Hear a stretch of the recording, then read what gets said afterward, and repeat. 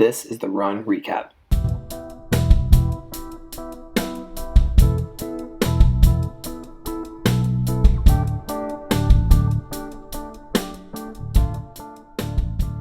So we can start officially now. Ooh, look at this. Yeah, Man, it's like real official. that is official. I like getting played in. That's It's ridiculous. How have your runs been? they've been good. Been running. Yeah, Yeah. multiple times it sounds like. More than once. Yeah. Yeah, it's been good. No, so we got the well, Christy and I signed up for a half marathon Right. in April. And then I did the math on it and I was like, shoot, that's 10 weeks out. I should probably actually like start working out. Yeah, that's not very far away. No, that's see 12 weeks is ideal. Like I Yeah. can be any speed I want if I focus for 12 weeks. Right. 10 cuts a little shy. And so I picked a plan that's a little more on the mellower side just Mm-hmm. because it's still snowboard season and all that. And so I'm just going to do that. But it's not, it's not too intense. And I'm pretty slow right at the moment. So Really. this will still increase my speeds. It'll get it good. But but it's not jumping into where it's unrealistic for where I'm at. So Do you feel slow? Like everything feels slow, or you just know you're slow? I haven't had a fast training day yet. So actually the nice thing about it, so the plan is to set for a 1:45 half marathon, which is 6:45 pace. Mm-hmm. So, which is exactly the pace that I ran this same race in last year. Okay. So it's just reasonable, you know? Is it the same course as last year? Mm-hmm. Okay. Yeah. So you know exactly what you're expecting. know exactly what I'm doing. This is a pace that felt good last year. Yeah. I just need to be in good enough shape to do it. Yeah. And then I think if I follow this plan, I should be able to run a little faster than that even. Okay. So just gonna stick on track with that. And Yeah. But the nice thing is that my pace days, last year I kept struggling with my pace days being I was supposed to do like 4 miles at 6:45 pace, and I Mhm. just failed every single time. Yeah. Well, now my pace day is 7:45, so my pace days, so I can do 4 miles at 7:45 pace. Yeah. That's not a big deal. It's not even hard. Yeah. It's just a good smooth rhythm and everything. So that's just nice. And then today's actually my speed day. And I need to Mhm. figure out how to fit that in before I go to bed tonight. Are you gonna do it? So you have to do it today, Yeah. and that's 800s, right?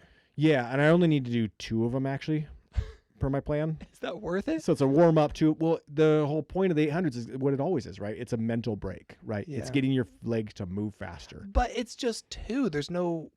That's like nothing. There's no mental push in there. It's simply you run one, you rest, you run another, and then you're And done. that's it. Oh, that I would have such a hard time doing that. Well, I'm not going to, obviously.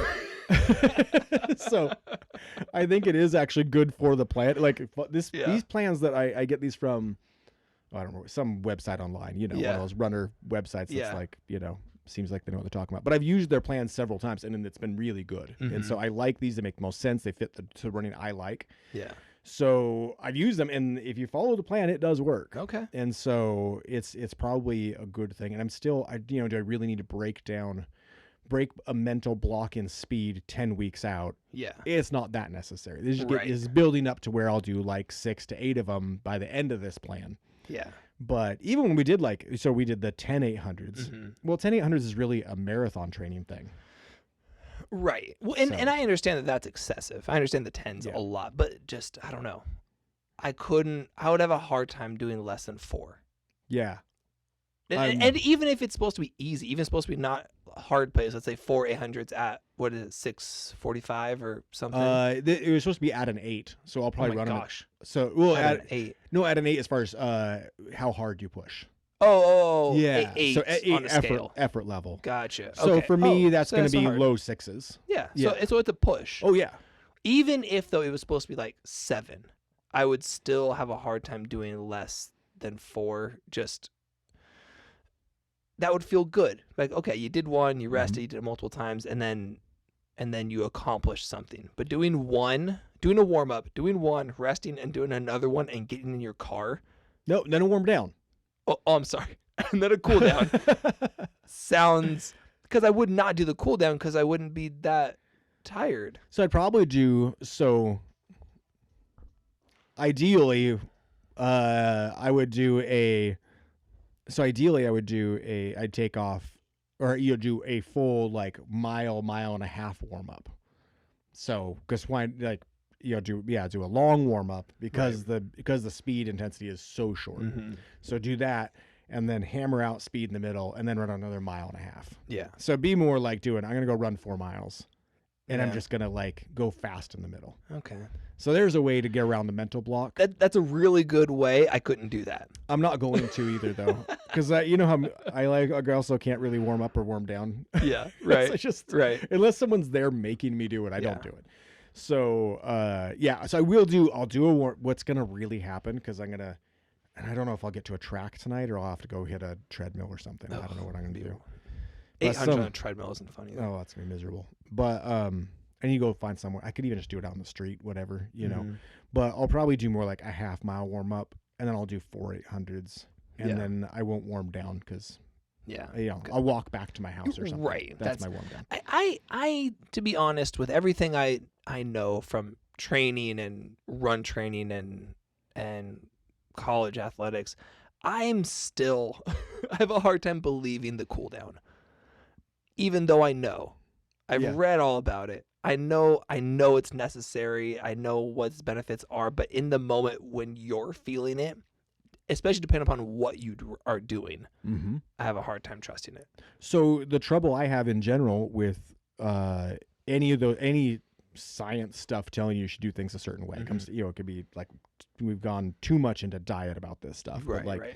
but anything you do is, everyone's trying to give what they understand currently at the most of what the current science is, and it's always changing, right? They're Right. always finding different things. So where we're at now is not the full truth. This Yeah. is the best we got at the moment. Yeah. And so because of that, the filter I run it through for myself is, okay, everyone's saying this. Now, can I correlate? Have I experienced that in my real life? Mm-hmm. If I've experienced something from what they've said in my real life, then I'm saying, okay, it's more likely to hold up over time. Yeah. If I haven't experienced it at all, maybe not.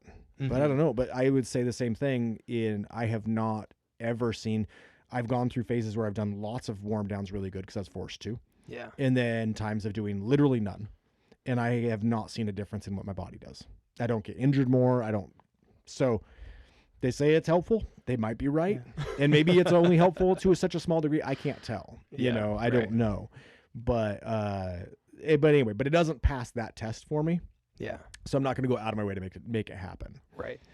There's you sent me a post on Instagram a few weeks ago that was exactly about that. It was the guy who's like going over this list of things that every coach told him not to do that Right. he does a ton of that has been now shown to like save everything, like never squat with your knees past your toes and never go I can't remember what they all were. There's a whole list of things that like Mhm. don't do this because this is going to hurt your back, this is going to hurt your knee, this is going to hurt your everything. And he said that to me like obviously like this is true for all of us, right? Right. And it is, but I also get the point of the coaches that were saying all those things, because I've had so many clients that like the whole let's take your knees shouldn't go past your toes in a squat. Sure. I've said that to tons of clients. And that isn't me thinking that your knees should never go past your toes in a squat. That's me talking to a very specific person that can't handle how to keep their heel on the ground. And so where you're at right now, your knee cannot go past your toe because you don't understand how to keep your foot on the ground. So to that point specifically, knees over toes guy, Yeah. his story was to say that he wasn't allowed to work out in the gym Mm-hmm. when he was doing Division I basketball Yeah. because he was trying to rehab his knees. Right. And they wouldn't let him squat in a way that was working for him. Yeah. And that rule was probably not as much of like an antiquated thing of like, we should never do this. Every individual is going to get injured. Mm-hmm. Probably more they need to set rules for the gym because they're not being monitored. Everyone's just working out in there and they're Yeah. saying, okay, on average, some people, this is going to be catastrophic. So we just need to make a rule. Well, It's and probably where they were coming from, maybe. maybe, or and this is what happens with less with trainers and more of coaches. Of the coach might not be a trained strength and conditioning coach. He might Right. be, but also he might just be a coach that learned something from his coach, that learned something from his coach, and now you have people in the gym doing knee circles, and you're like, what are you doing? Sure. I saw a soccer player do this in the 1950s, and so it must still be good, Right. and it might not even be that the coaches were, telling him not to or monitoring that much, but that's very normal, even in Division I schools where they just have so many kids, and you're like, all right, this is the protocol for all these people, and Right. Most of you should follow this, but there's not like that one-on-one attention. But Mhm. just to say that, like, I understand the professional's point of view of Right. don't, like, I've said all of those things because that person needed it, but also I understand this guy's point of you should do all of these things are totally fine and in fact good for you to do. Sure. Once you get past them, once you graduate the basics. One of the favorite things I've seen recently is don't lift with your back, right? Is what we always say, right? So Right. I do not lift with my back. Yeah. My lower back is the weakest part of my body right now. And has been forever, really weak. I can't plank for more than 20 seconds, 30 seconds, and my core is in really good shape right now. Right. But I get back pain. And it's so bad that I can't keep going. Like I fail at about 20 seconds. Well, so that's a common misconception of the core in general is people think there's levels of people thinking of core strength. The first level is your six pack, which I think most fitness people know that's not your core. Those are your abs. They serve a very specific purpose. It's not your core. But it's what we get to look at. It's what we get to look at. It's the cool looking part of the core. It's the best part. And then there's this next level is understanding that like your core is your girdle, right? So it's your six pack, but it's also wraps around from your belly button all the way to your spine. Like it's your trunk, right? And that's the next level. And then the next level is your core is actually those things plus your hips and your glutes. And like you have to go down, and that's part of your core too. And so a lot of times when people think to not use their that like their core is really strong, it's like, well, yes and no. Your core, your quote unquote core, your trunk might be strong, but also you might be missing a couple muscles that are really weak on part of your core, or your glutes aren't strong, and that's part of your core too. And so like there's so many different levels to if your core is strong. But to your point, like you need to lift with your back, not on a back squat, right? But on other things. Maybe not 200 pounds. Maybe not 200 pounds for your first time lifting that much ever. For me, weighing in at 160, I probably shouldn't lift 200 pounds with just my back. Yeah, but bending all the way down, like bending in half and lifting up some weight. Yeah. And even like rolling through. Actually, it's a movement we've been doing in bar class is basically going down, and for those that can touch their toes. For me, I get down there a little bit, and then rolling up through your spine to tall without weight. Yeah, so it's called a Jefferson curl. Okay. Yeah. But basically, but doing that I feel that it stretches out beautifully. Yeah. And I can feel it activate muscles lightly that I just don't use. Again, I overcompensate everywhere else so that my back does not do anything. Yeah. So my lower back doesn't do anything. Right. Yeah.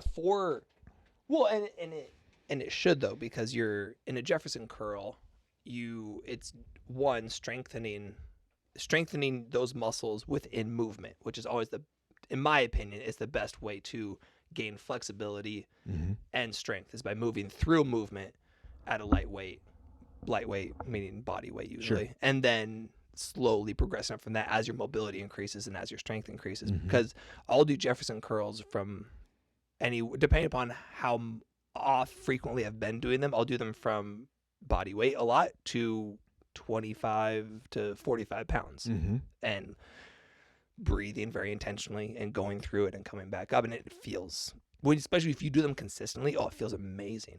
Yeah. Even I've been like twice a week because I'm not doing it regularly. Well, semi-regularly, but man, just adding that to things has been really helpful. Yeah. And just just being able to move better and a little smoother and stuff. And I feel a little more in touch with more of my body. Yeah.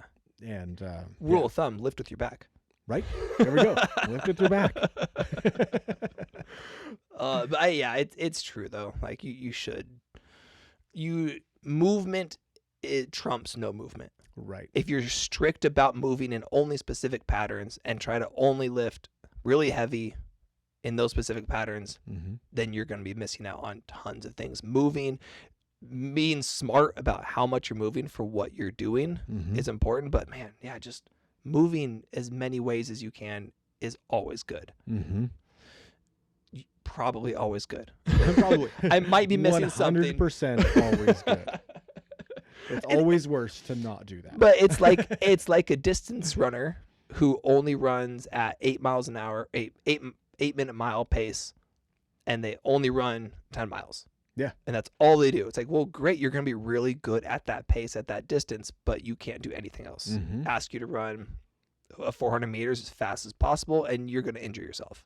Well, that goes know. into, man, were you and I talking about memory being held in other parts of the body? And no, I don't think it was you and I. I was talking with some of my running friends the other day about there's a lot of science coming out recently that's starting to show a lot of evidence of actual memory being held other places in the body besides your brain, which I think is really good to stop thinking about your brain as a separate thing from the rest of your body. Yeah. And I think we get into that a lot. And then was a lot of science that came out about 10 years ago that I was hearing about that, not just your brain, but also down through your spine and through that whole central nervous system holds memories and holds all these things throughout all of that. And now they're starting to find that there's some evidence that it's in your muscles and in every part of your body Okay. actually holds an element of this. And I think that's where, and I don't know if these really correlate. I'm just, again, saying like, Why I not? heard this and it relates to a thing that I observed in my own body. Yeah. Might be true. If anything, I feel like it is. Yeah, right. So anyway, but what that did made me think of though, is how often have I get locked into doing the same run every time because I like this run. I like this route, Yeah. and having the familiarity with it is really nice. Yeah. And I'm doing it, and it might be a really hard route. Like my current route, that's my favorite that I've been doing now for 3+ years, is a 6-mile loop with a really hard hill in the middle. And I love my loop, and that's what I like to do. But if I only do that loop, it doesn't matter how much I change my intensity or push or not, I get slower. Yeah. I might even I probably still get in good shape, better Yeah. shape, but I don't become a faster runner running this hard 6-mile loop every single day. Yeah. Once I'm even added into where every morning I'm going to run that 6-mile loop, and then the afternoon I'm going to do a different workout. So it's just like, I just doubled my mileage because I'm like, I'm tired of being out of shape. I'm going to get fast right now. Yeah. And I got a lot slower. My times just started tanking. Like it just went very more bad is real not better. quick. Not always. Not There's always. times you can push that, you can add it in, and I have learned the opposite of that so many times. Yeah. That just upping intensity and upping mileage does not necessarily make everything better. No. Yeah, it is the intentionally getting all the facets of it, adding your short stuff, your long stuff, your speed stuff, your slow stuff, your recovery runs, your tempo runs, and you mix all of that in, and that's where all of a sudden it's like this secret sauce that all starts working together, and all of a sudden you're like, whoa, I started getting faster, and I'm not actually working as hard all the time on this. Or even as simple as intentional slow days, right? Oh, totally. Like I've seen a ton of that on Instagram lately of people saying, like, what made me faster wasn't this, and this. It was taking a long, slow day. So what they don't say about that, which is, it cracks me up because those things, because then what happens is the phrase is, you got to run slower to go faster. Right. No, to run slower. Yep. And then you go faster. Yep. Like, okay, not that slow. Not that slow. And I think one of the, I can't remember the guy's name. Anyone that's into running probably knows it. I'm just bad at hanging on names. But the guy that currently holds the world record in the marathon at he's just under 2 hours right now. I Right. don't know his name either. Anyway, he is famous for saying that he runs at a 9-minute mile pace more often than any other pace. So now that doesn't mean he runs a 9-minute mile pace and then on race day he's like, okay, now we're gonna go. That's not what he's saying, No. But then other people have taken it to start repeating this thing of like, go slower to go faster, go slower to go faster. No, you got to go fast sometimes. Yeah. You do have to add that in. You have to go fast. But if you try to go fast 5 days a week, then you're just going to get slower. Also, it also has, like, genetics have a lot to do with it. Sure. Like, your body is made up to behave a certain way based on your genetics and then your life experience. And so just going slower might not work. And like what is, and people miss the gist of what they're saying. Like, what's the point of that statement? Recover. Yeah, recover. It doesn't mean don't move. But this is the problem. People It means think don't PR every day. right. I know. Don't run a negative split every time. Every time. Yeah. Maybe a tempo day. Maybe a tempo Maybe day. a day where you get slower as you run. Oh my gosh. Well, I mean, Sometimes. I told you the other day I ran the first non-tempo 3 mile I've done in a long time. Well, how long is a long time? Because I have my view of what that is. What do you think it is? When is the last time you did not run negative splits? Oh man, I don't know. Yeah, because I think the slow ones You were still- still negative. They still were just did it. slow. I don't know, years. I think it's been at least 4 years. Yeah, that's probably At fair. least, maybe Yeah. more. But that's how long you and I have been comparing our runs on a semi-regular basis. Yeah. And yeah, I think it's been at least 4 years since Yeah. you didn't get faster and faster and faster. And I think for you, and then I might be wrong, I think for you it's a patience thing. Oh, it's total. No. It's two things. It's fear and patience. Okay. Patience has a lot to do with it. Fear has a lot to do with it because I hate the idea of going into my last mile, having half a mile, quarter mile left, and not being able to finish and having to slow down. Okay. I don't know where it stemmed from, but I hate coming into the last stretch, the home stretch of the final part of the run, and failing. Mm. So basically, it's just a fear of failure. Sure. Sure. And we all work through that in different ways, right? And so I'll always leave some in the tank, Uh-huh. whether I try to or not. I just will. You Yeah. know.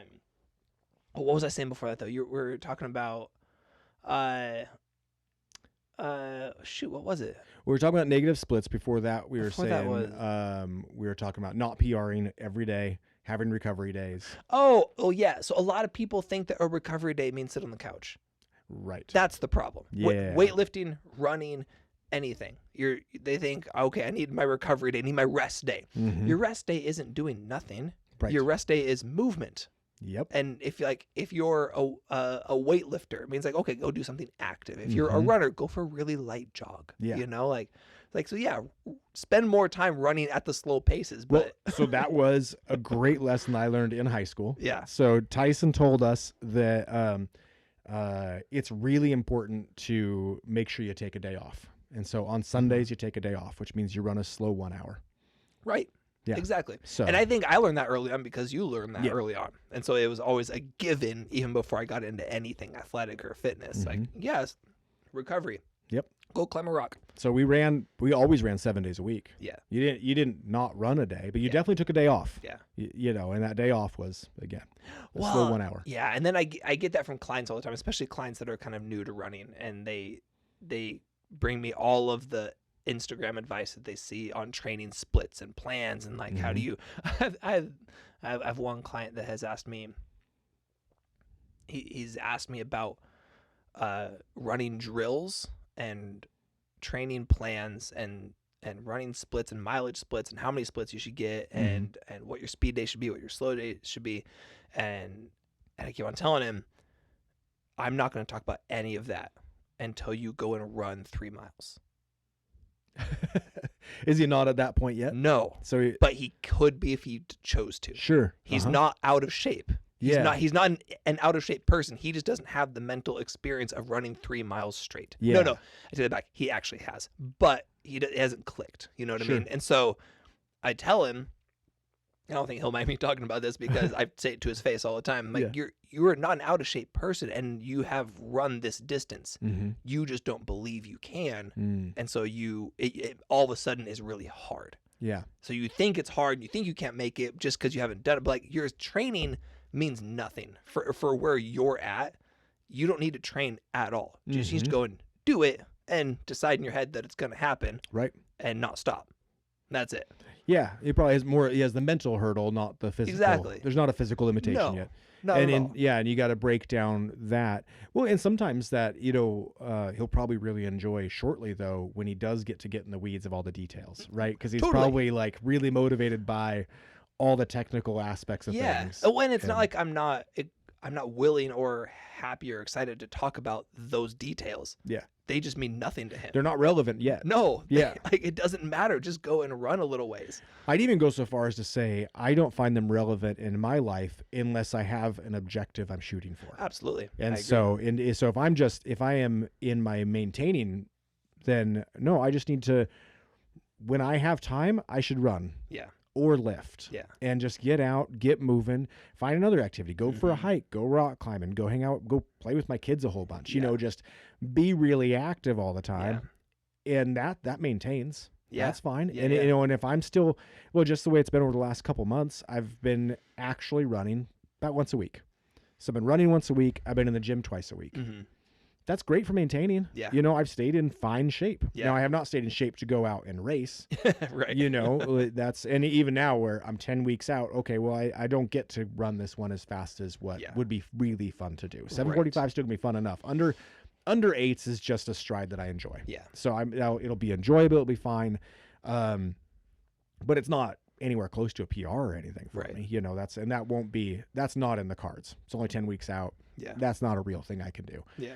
But maybe I set this one, that sets the groundwork, right? Yeah. Then for the next one, Yeah. then I can restart this training plan on a harder version. Yeah. You know, and then I get to It do always comes back to that type of progression. But I think what led me down that path was the days a week training, because people Mm. get really lost in how many days a week should I be running, and there's just full on debates online of you should not run more than this many times a week, or you should always run this many times a week, and it's all nonsense. Yeah. Like, run how many days do you want to run that amount, and Well- plan accordingly within.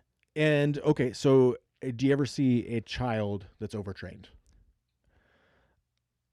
Rare. It exists. Yeah, rare. I don't know any, Right, not personally. but it exists. Yeah. When we were kids, Yeah. did we overtrain as children? Yeah. No. No. And yet we ran around for hours Yeah. every single day, Yeah. all the time, Yeah. you know, and all the variety. And that was just playing. Right? Yeah. That's playing. Because as a kid, you're going to listen to your body Yeah. however much you need to. So you're going to stop when you got to stop. We'd run around until Yeah. you couldn't anymore. Yeah. And then we watched DuckTales. That's the way it works. Exactly. Right? Yeah. And sometimes mom would make us do that. We're like, Yep. you guys need to hold still for a sec. Yeah. You know? Yeah, your body knows when to chill out, when to rest. And the problem comes into when we don't listen to your body. Mm-hmm. And then as adults, we get in our head with of ego, of pushing our body past the point of listening. Like, okay, are we listening to our body, or are we being lazy, or are we just ignoring cues and just pushing too hard? And then when you get into higher athletics, you get into overtraining. Yeah. 100%. Also, those cues change as you get older too. Yeah, exactly. You know, like what I have to listen to now with my body is not the same as I need to listen to when I was 8. Yeah. You know, and yeah, and just being tired doesn't necessarily mean I shouldn't. Like right now, I don't want to run today. No. I'm beat. I've had a long day, Yeah. but I know physically I haven't done near enough. Right. You know, so I just had a long work day. I had a mentally strenuous day. Yeah. So now I'm tired. You know, but so I need to go get my workout in anyway. Yeah. But I'm not anywhere near overtraining. No. I didn't hardly move today. No. You know, I'm at how many steps am I at today? I'm at 6,000 steps today. Yeah, that's not that much. That's a lot for not doing anything. Is it? I say that. I don't know how many steps are. 6,000 6,000 steps is a very active person. Oh, is it actually? Yeah, you're on the high end of active Oh, at 6,000. interesting. But this just shows that I can't hold still to save my life. Yeah. You know, I've been at an open house all day and somehow I got Yeah. 6,000 steps, you know. Oh, man. My watch. That's all I've done today. I only ever wear my watch at work, and I couldn't figure out how to turn the goals off. Like, I just remove goals. Sure. I don't know why. And so I had to change my step goal to 90,000 or something. Okay. Just because it Just so kept. it stopped bugging you. Yeah, it was just bugging me. Yeah. Like, you're halfway to your point or 3/4. You're almost there. And I'm like, Right. I don't care about my steps. So you just need to 90. So that's my goal, 90,000. Okay. You're not going to get that. Nope. That's not happening I today. need to spend all day on a stair climber, and maybe. So actually, no, you know what I did? No, this is so funny though. Because no, what I did do today, I did go door knocking. So I did walk for an hour this morning. That's a bit. That's enough to get your 6,000 steps. Yeah, So now I still it probably is. walked a few miles at least. Yeah. You know, so that's but it doesn't feel like I did anything, you know. Oh man. But Yeah, I mean, but preparation is it's such a key part that we overlook in so many plans. The relaxing part of preparation. Not the Mhm. relaxing, but the down part of Mhm. preparation for something. We're so focused on the push, when we're working hard, when we're training hard, and then you can call it recovery, but often it's just like the time spent not doing and that thing specifically, is so important to And- everything we do. again, that's where there's the freedom in the plan. Yeah. Is I've come to, over the last couple years, I've come to enjoy being told what to do. Mm-hmm. I'm the one that set up what's telling me what to do. Yeah. I decided ahead of time. Yeah. And I do that with all my days too. Like I time block my days. Yeah. So my calendar's in charge of me. I'm not in charge of my day. Yeah. I already mapped out my calendar the day before. So Mhm. yesterday me is in charge of today me. Yeah. And I have to do what I'm told. Yeah. And that's just what I'm going to do. And then the training plans work nice with that too, because if I go off again what I feel like, well, most of the days I feel like trying to PR Mm-hmm. or not running at all. it's one of the That's two, it. right? Like either if or. I'm not feeling like I could PR, no, I don't want to go anywhere. I don't want to run at all. This is stupid. I'm just going to go out and hurt my feelings. You know? You're gonna offend yourself. Yeah. And there's few days that I want to hurt my own feelings. So, but I followed the plan and like, nope, the paper told me Yeah. that I have to run with my heart rate under 140 the Yeah. entire time. Okay, I'm hitting that objective today. Oh, And I'm just going to do that. If I can't talk while running today, now I'm doing it wrong. Yeah. Now I failed.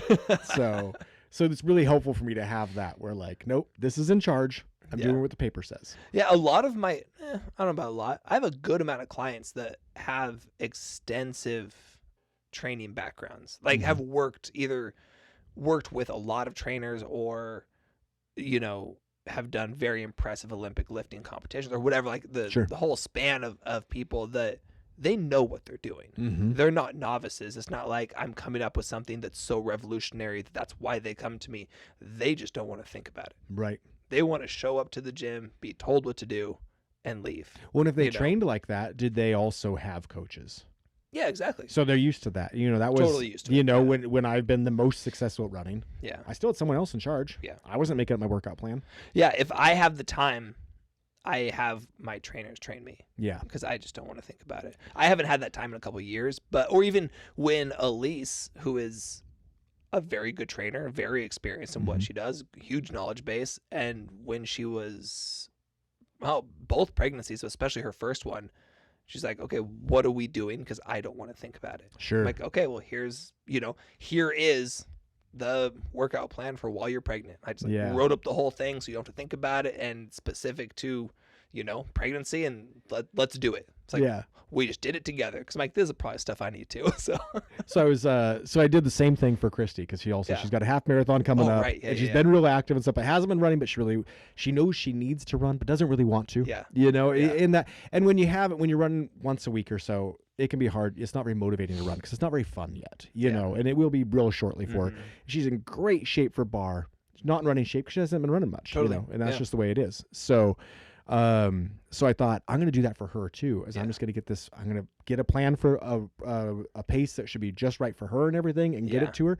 And she got it, and then so she ran. I gave it to her. She ran the day before the plan was supposed to start, and then would not run the next 2 days when it told her to. Why? And we were talking after. 'Cause she was sore or she what? No, she goes, I'm coming to realize I have serious authority issues. The fact that it's telling me that I have to do this makes me not want to do That's it at really all. funny. And I can't get myself to do it now That's because it's really telling funny. me to do it. And I was trying to say, well, you're not finding freedom in this. Yeah. Just, you don't have to think about it. Yeah. No. It's just like, she looks at it, she's like, yeah, you can't tell me what to do. That's funny. Like, oh, it's nice to get to the bottom of that. Yeah, I totally would have saw the freedom in it. I'm like, oh, thank God I don't have to think about it. Or it gives me so much structure that I Mhm. previously like finding a time to do this thing. Like, oh, that's way Or too even now, much. I'm required to find the time to do this. Yeah. Thing, right? It says this. I have to fit this in. Yeah, It is now a priority. exactly. And Yeah. it gives me the freedom then to take the time. It's like when we're doing our push-up challenge. It's like, okay, I have this many push-ups I have to do Mm-hmm. when and they have to happen. They have to So fit in. I have to schedule them in, have to plan them out. Did I tell you about Did I tell you about my birthday? No, Stuff? I heard a light overview, Okay. and then we should probably back up to explain what it is that you do. So, well, yeah, because it kind of ties into Because what we're we've talking touched about. on this in previous podcasts, but Okay, barely. so every year since I was 30, I've given myself a challenge to do my age in backflips. 30, actually, I think at age 30 I missed one. You only hit 29 at I 30? think so. Okay. Looking back, I don't know. I don't remember. The night got fuzzy.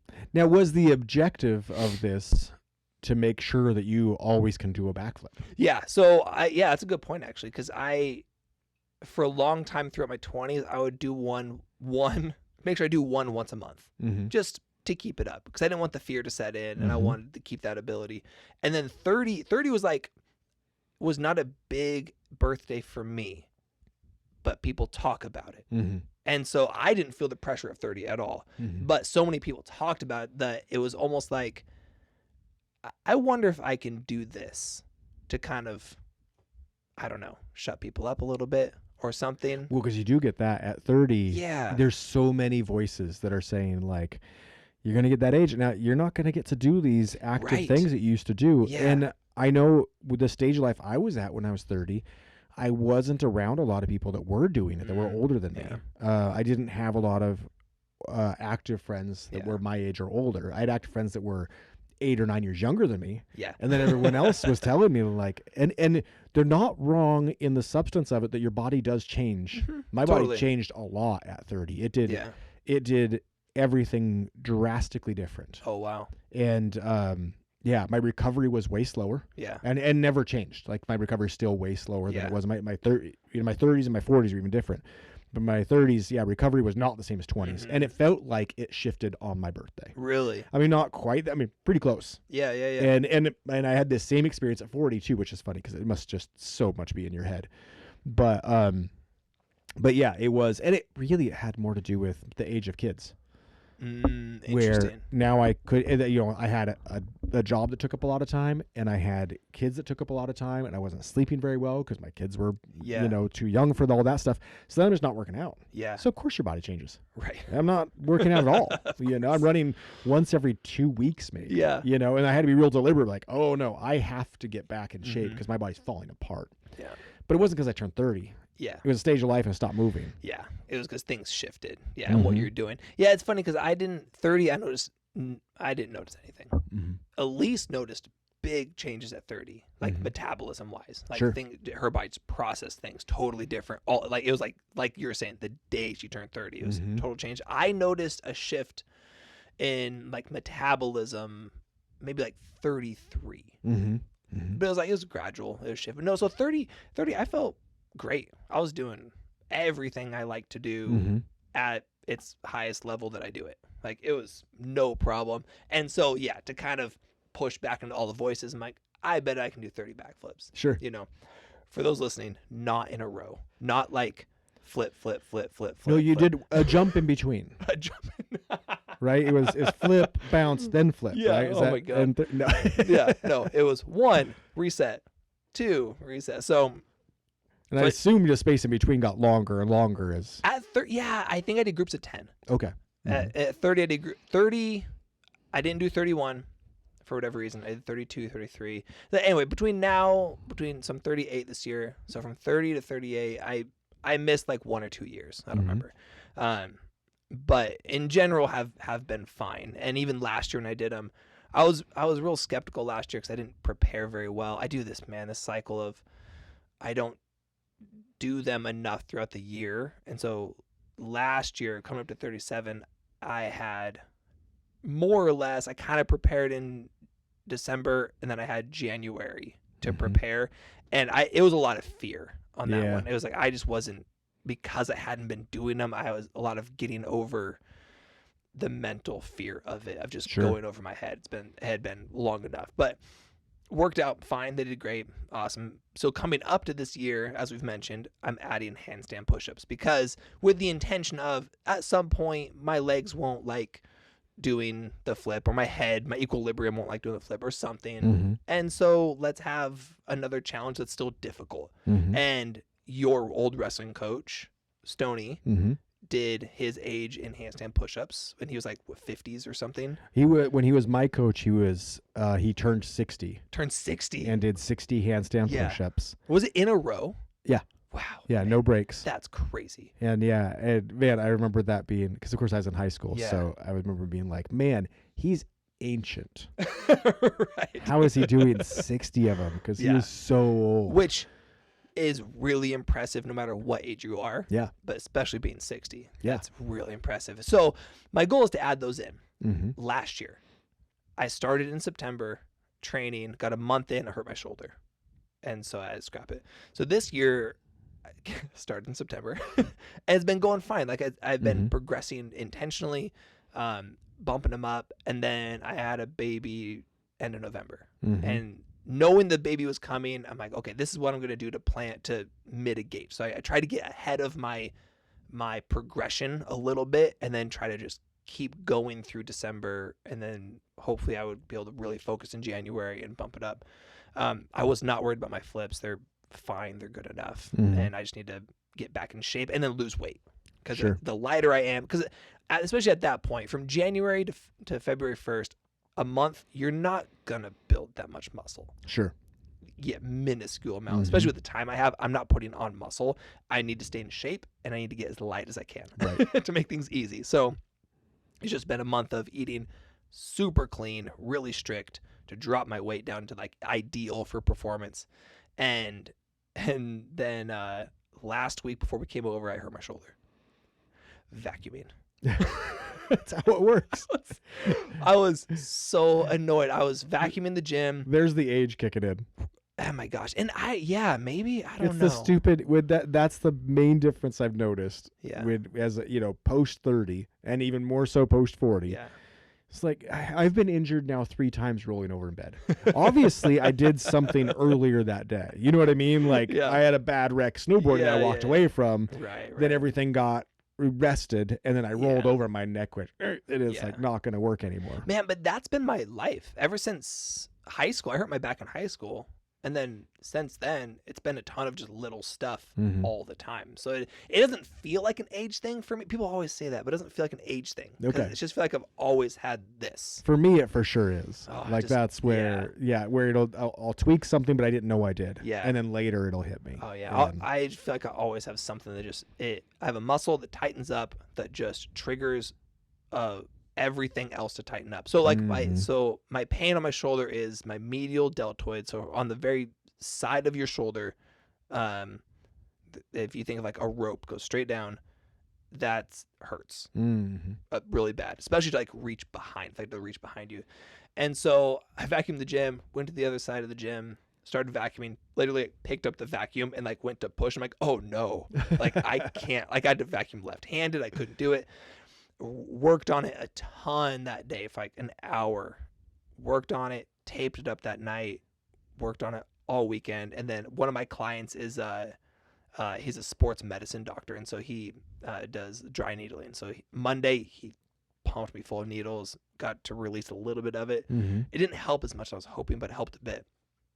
So I'm coming in to the day I had available was yesterday. So Friday I was going to do my handstand push-ups, my flips, and I just don't think I'm going to get the push-ups, right? Yeah. I haven't been training enough. I haven't had enough time to build up the number. And I think I was telling you the other day, like shoulder stuff, they just give out right away. That they do. Leg stuff, and even pushing to a certain extent with chest presses, because you have so many other muscles involved, you can kind of You can compensate. you can compensate. You Yeah. can. There's a mind over matter that can happen, but man, strict overhead presses or push-ups, your shoulders just shut down. Mhm. So I went into handstand push-ups and I hit 20, and I'm like, okay, pretty good. Hit 25, and I'm like, well, I won't hit 38, but I'll hit mid-30s. Mhm. I'll hit 30 something for sure.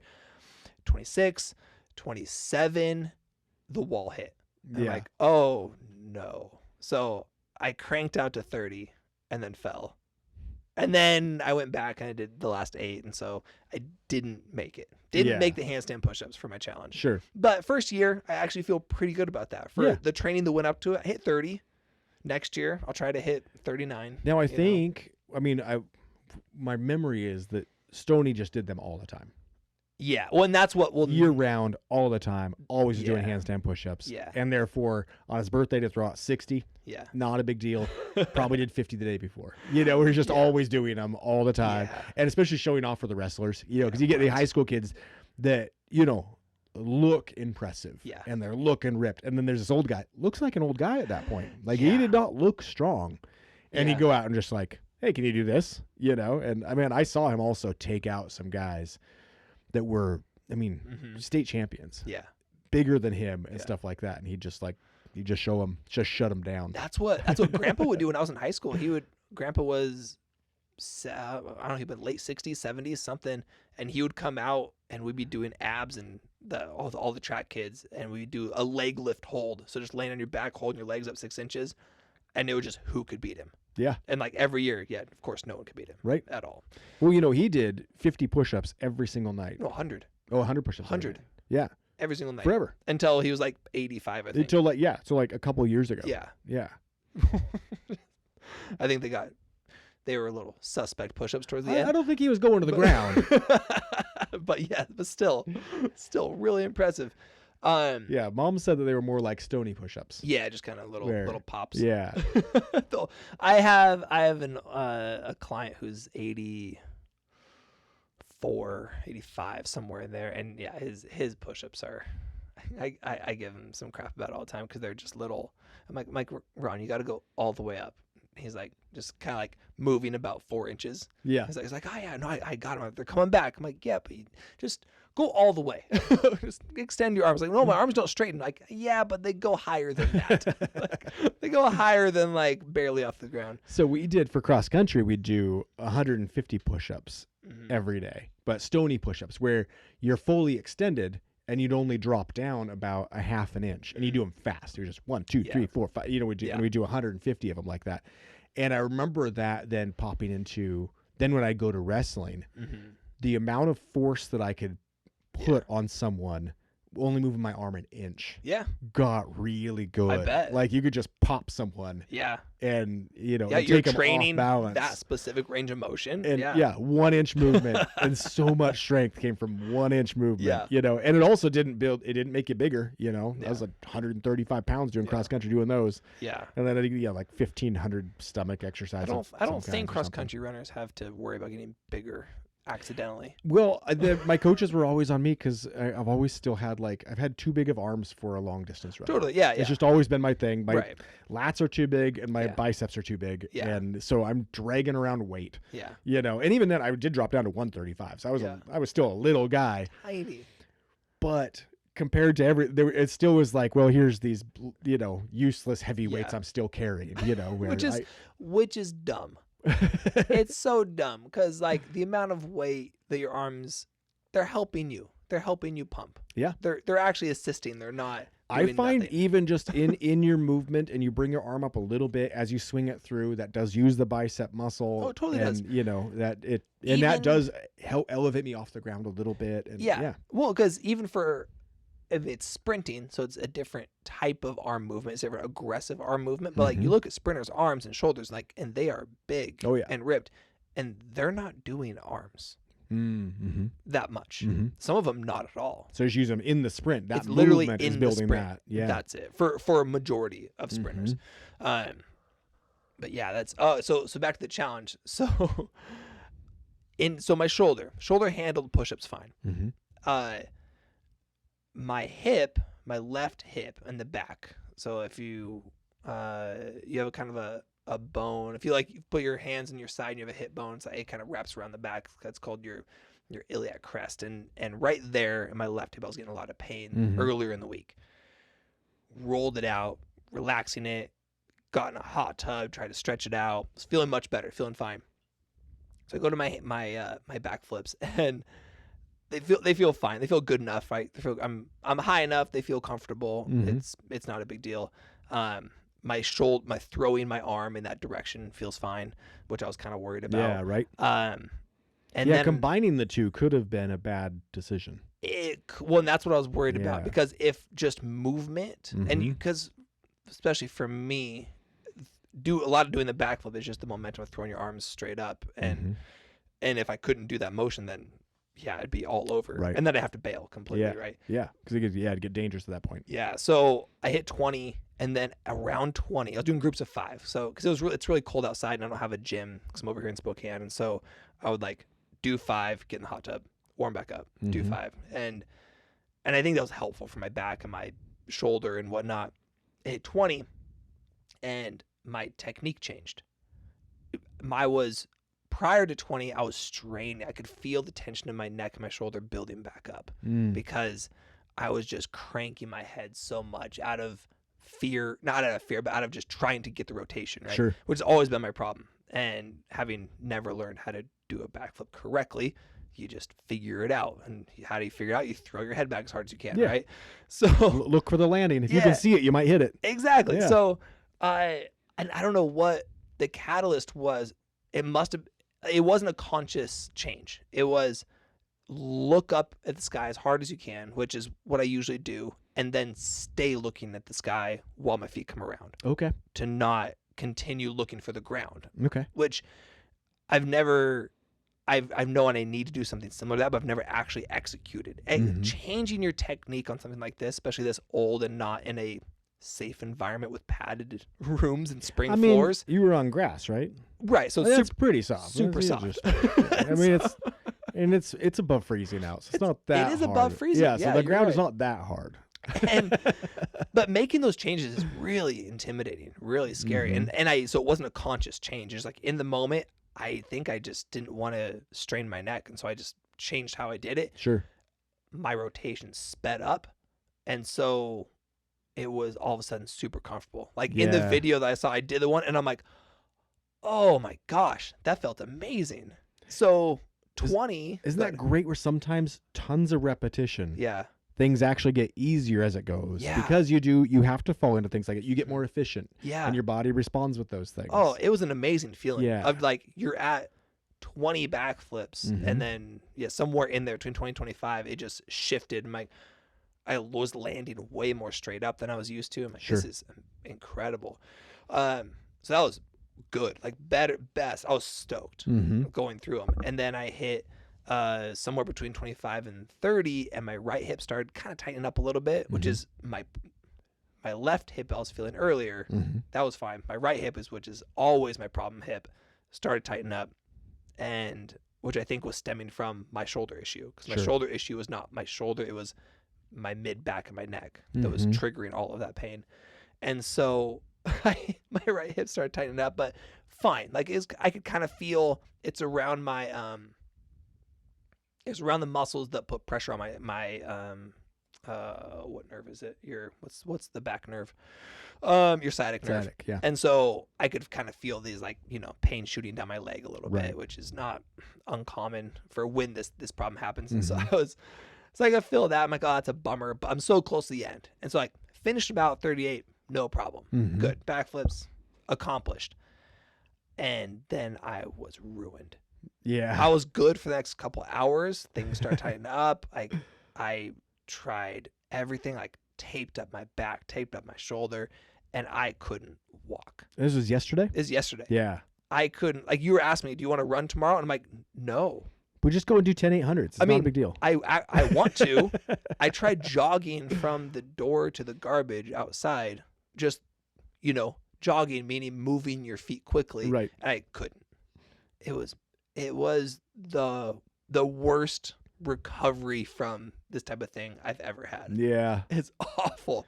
I feel almost fine today Yeah, but pay attention to what happens the next couple of days. as the day is gone. Because I have had that happen, and then a few days later, again, be careful vacuuming for the next couple of days. You know what I mean? Because there's places in there that you've now weakened, and weird movements will throw those things off sometimes. I don't think I'm gonna have that issue. Yeah, because I think it's just tight muscles that need to be loosened up, and the quantity of effort just really made things seize up, and saying now I'm good. It happened last year. It was my the muscles in my foot and my Achilles. Those are the ones that got triggered last year. Sure. And so it just took a while to recover from those. But this one, I think I'm gonna be fine. If we ran tomorrow, I bet I could do it. Yeah, You know, I'm sure. But Yeah. but man, it was Probably, you'd probably feel some. You wouldn't feel 100%. it wouldn't feel but great. It'd work. It'd Yeah. feel fine. Well, and at least you're staying active because actually, to that point, most of the things I've struggled with when I've gotten injured was I went through a weakening phase, then did a thing, then rolled over in bed. Yeah, You know, where it's right. like, okay, my workouts just got really inconsistent. Yeah. I got weak. Right. And then usually didn't sleep well or whatever. Yeah. And then I rolled over in bed. And then I did a thing. Then I did an active thing. Then rolled over in bed. Yeah. And that like on my 40th birthday, I got laid up. Oh right, yeah. Remember that Yeah. your 40th birthday sucked Oh yeah. because you had a lot of things happen. Well, COVID, COVID like the whole world, kind of had bad things happen on my Yeah. birthday. No, but we had planned like a large party for my Right. birthday and everything, and we had just And you got sick, and we yeah. I got- or right? Was it sick or was it hurt?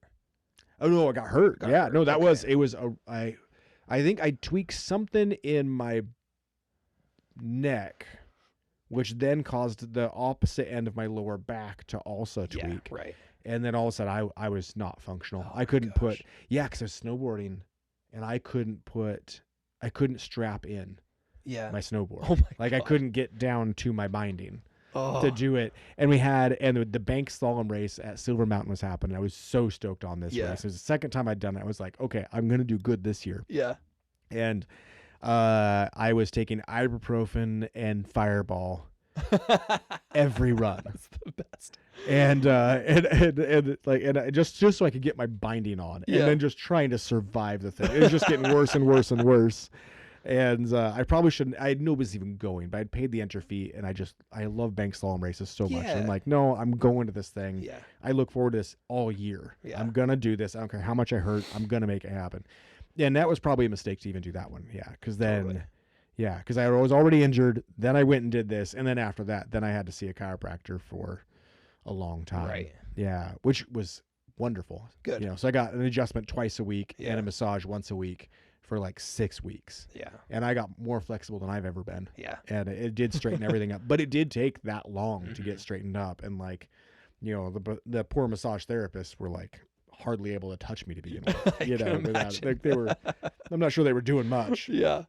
And yeah, and man, I found that chiropractic so useful. That's good. In that particular case. Yeah. Was so helpful. Yeah. Yeah. I'm so skeptical on chiropractors for most things. Not for all things. I've come around a little bit, but for a lot of things, I'm always just a little Yeah. skeptical. Well, not to like, you know, offend everybody, Yeah. but you know, both our listeners.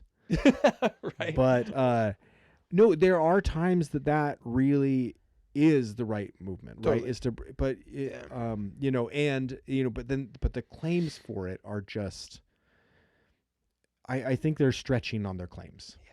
You know, so for instance, like you don't get the flu if you get adjustments. It's Yeah. like, well, you know, quite honestly, because of the movements and stuff like that, and keep your body loose, keeps you more healthy. Maybe you do get the flu less, just because you are Maybe. you're more in a relaxed state, and you're not Maybe. straining as hard. You know what I mean? Like, Yeah. okay, but maybe it correlates 3 steps away. Yeah. But to say that, like, you know, Well, and the actual problem with it is probably for me is probably more that I've come across too many that aren't good, sure. you know, or that are just too focused on their little niche and that's it. Well, right? and I've been to some where it was obvious that you're just trying to get me in here a ton to make money off me. Exactly. You know what I mean? That Yeah. was real obvious that person did not have good intentions. There was not my health that was the Yeah. thing. Because the plan they gave was like, okay, you're just trying to take my money. If you go in and they're like, okay, here's the plan for the next 2 years, walk away. And I've had other guys that were awesome. Go And do again, something else, did, right? You know, really, really were Totally. helpful. Yeah, and so I think I'm probably lumping a lot of chiropractors into a box that's not fair to some of them. Right. But also, I don't believe that dealing with the structure is better than dealing with the musculature. Sure. Like because the muscles are what put pressure on the structure to be out of place. And so if you are doing chiropractors, you need to be doing physical therapy too, to make sure you're fixing whatever caused that to happen. Right. Right. And so I think that's a lot of problem with that I have is like going the one approach and that's it. Yeah. You know, I'm like, well, no, you need multiple. And for that, approaches. like, I was in a place to where working out the muscles right then, not something to work on. Well, yet. no, but actually, But the massage helped. a that's what I'm ton. saying, is Yeah, they exactly. did that. They They still didn't- got the muscles to loosen.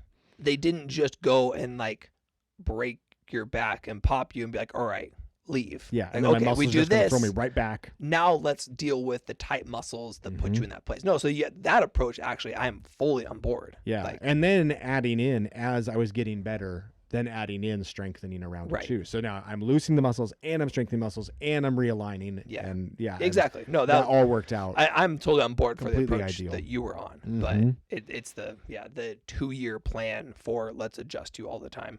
Or like I have clients that still do that, and like just I can go see my chiropractor, get adjusted. I'm like, yeah, but you need to stretch. Yeah. You need to do these other things, And it can right? be addictive because that initial crack release Yeah. does it sounds It good. sounds So that's a big one. addictive, right? Like that's like, oh, we're doing something. Yeah, exactly. And then also it does cause some immediate relief. Mhm. And that is always, Yeah. you know, because I mean, I'm sure you feel the same thing where you feel something just tighten up. And then Yeah. I move right and it cracks. I'm like, oh, Yeah. so much better. And you can go and have someone do that to a bunch Yeah. of your body. It's like, yeah, that is addictive. It feels good. It's like we talked about a couple weeks ago. You're running and your ankle tightens up, and Yep. it pops, and you're like, oh, good, it's not broken. Yeah. And as it's about that split second where it's about to pop, you're Yeah. like, am I about to break my whole ankle? Yeah. And then you're like, oh, it's You're like okay. looking for the path of the tumble that you're about to take, Things are about to not work. and then your foot doesn't give out, and you're like, oh, okay, good. My body still works. That's cool. It's amazing how fast the mind can work in that moment, because you Right. go through all of those thoughts and all the steps in that, whatever fraction of a second. Yeah. And then you're done. Yeah, you're fine. Yeah. It's all good. Just keep going. Okay. Well, we should probably wrap it up. Yeah.